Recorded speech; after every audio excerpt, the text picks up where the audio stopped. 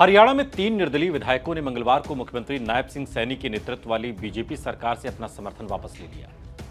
कांग्रेस को समर्थन देकर इन विधायकों ने लोकसभा चुनाव के मौसम में बीजेपी की सांस अटका दी है। कोड में खास तो यह हुआ कि निर्दलीयों के समर्थन वापस लेने के एक दिन के बाद हरियाणा के पूर्व उप मुख्यमंत्री और जननायक जनता पार्टी के नेता दुष्यंत चौटाला ने बुधवार को कहा कि वो विपक्ष के नेता का समर्थन करेंगे, यानी कि भूपेंद्र सिंह हुड्डा अगर राज्य सरकार को गिराने के लिए कदम उठाते हैं तो वो दुष्यंत चौटाला विधानसभा में उनके साथ खड़े होंगे। दुष्यंत के इस फैसले से बीजेपी का सीधा तो कुछ नुकसान होता नहीं दिखता, पर यह तय है कि बीजेपी मुश्किल में पड़ गई है।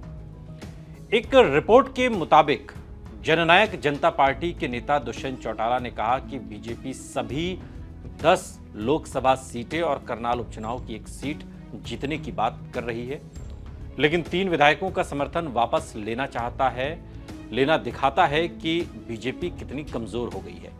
मैं विपक्ष के नेता से भी ये कहना चाहूंगा कि आज संख्या के गणित के अनुसार यदि चुनाव के दौरान इस सरकार को गिराने के लिए कोई कदम उठाया जाता है तो मैं उन्हें यानी कि हुड्डा को बाहर से समर्थन देने पर विचार करूंगा।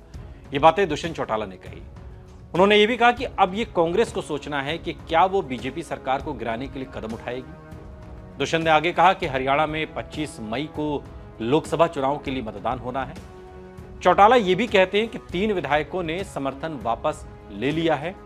मनोहर लाल खट्टर करनाल से लोकसभा उम्मीदवार हैं, रणजीत सिंह हिसार से उम्मीदवार हैं और इन लोगों ने विधायक पद से इस्तीफा दे दिया है। यह सीधा दिख रहा है कि कुल 5 विधायक विधानसभा से बाहर हो चुके हैं और बीजेपी सरकार के पास साधारण बहुमत भी नहीं है।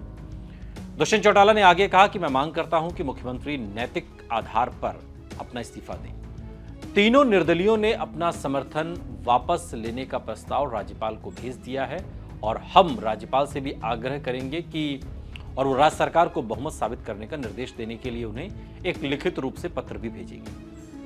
भारतीय जनता पार्टी ये दावा कर रही है कि 6 महीने के भीतर सदन में अविश्वास प्रस्ताव नहीं लाया जा सकता, क्योंकि इसी साल 13 मार्च को ही नायब सिंह सैनी की सरकार ने अपना बहुमत साबित किया था।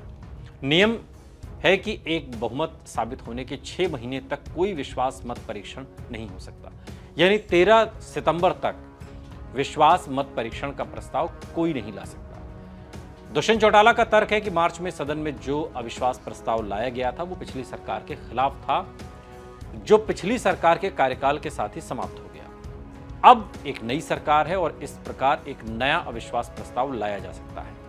दरअसल देश के बहुत सारे नियमों और कानूनों की व्याख्या किस तरह विधानसभा अध्यक्ष या कोर्ट पर निर्भर करती है, ये बहुत कुछ उस पर टिका हुआ है और यही इस मुद्दे के साथ भी है। चूंकि सरकार केंद्र और राज्य दोनों जगहों पर बीजेपी की है, इसलिए बहुत कम उम्मीद है कि दुष्यंत चौटाला की इस बात पर विधानसभा राजी होगी। वैसे विपक्ष अविश्वास प्रस्ताव लाने के लिए कोर्ट का सहारा भी ले सकता है। सवाल उठ रहा है कि क्या हरियाणा सरकार पर 3 निर्दलीय विधायकों के समर्थन वापसी से कोई बड़ा संकट आ गया है या क्या सरकार अल्पमत में आ गई है। विधायक धर्मपाल गोंदेर जो कि नीलोखेड़ी से विधायक हैं, रणधीर गोलान जो कि पुंडरी से विधायक हैं और सोमवीर सांगवान जो दादरी से विधायक हैं, उनके समर्थन वापस लेने के साथ 40 विधायकों वाली बीजेपी 88 सदस्यीय विधानसभा में अस्थायी रूप से मौजूद है। बहुमत का आंकड़ा 45 है और अभी बीजेपी के पास 43 विधायकों का समर्थन प्राप्त है, जिसमें 40 विधायक अपने और 3 अन्य विधायक हैं। बीजेपी ने जेजेपी के भी 4 विधायकों के समर्थन होने का दावा किया है। दूसरा सवाल यह है कि क्या 3 निर्दलीयों के समर्थन वापसी से कांग्रेस के पास सरकार बनाने का कोई मौका है। इसका जवाब है नहीं, क्योंकि कांग्रेस के पास 30 विधायक हैं, 3 और जुड़े तो संख्या 33 हो गई। जेजेपी के भी 10 विधायक जोड़ ले तो 43 होती है।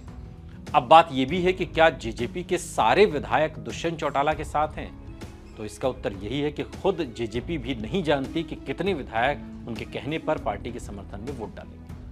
अपने ही विधायकों के पार्टी छोड़ने के बारे में बात करते हुए दुष्यंत चौटाला तो यहां तक कहते हैं कि व्हिप में बहुत शक्ति होती है। व्हिप लागू रहने तक पार्टी के सभी विधायकों को उसी के मुताबिक वोट करना होगा। हमने पहले भी उन लोगों को नोटिस जारी कर दिया है जो अन्य पार्टी कार्यक्रमों में भाग ले रहे हैं। एक प्रक्रिया है और हमने अपने 3 विधायकों को नोटिस जारी किया है। तीनों में से किसी ने भी जेजेपी द्वारा जारी किए गए नोटिस का जवाब नहीं दिया। अगर उनका जवाब संतोषजनक नहीं पाया गया तो हम स्पीकर को पत्र लिखकर उन्हें अयोग्य ठहराने की मांग करेंगे।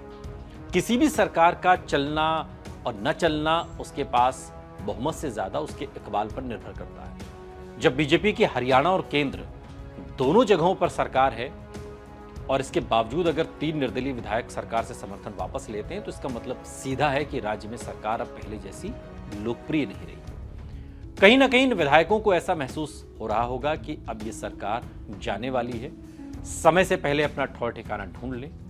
समझने वाली बात यह है कि ये सब कुछ ऐसे समय पर हो रहा है जब देश में आम चुनाव हो रहे हैं। सीधा मतलब है कि ये विधायक समझते हैं कि आने वाला समय बीजेपी के लिए ठीक नहीं है और यही सही है कि वर्तमान में दुष्यंत चौटाला खुद अपना राजनीतिक वजूद तलाश रहे, ये बात भी सच है।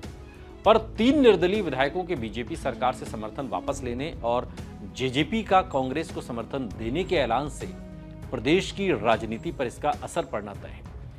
हरियाणा की राजनीति के जो जानकार हैं वो मानते हैं कि अगर हर विधायक अपने साथ 10,000 वोट भी ले आता है तो बीजेपी को काफी नुकसान पहुंचाने की स्थिति में होगा।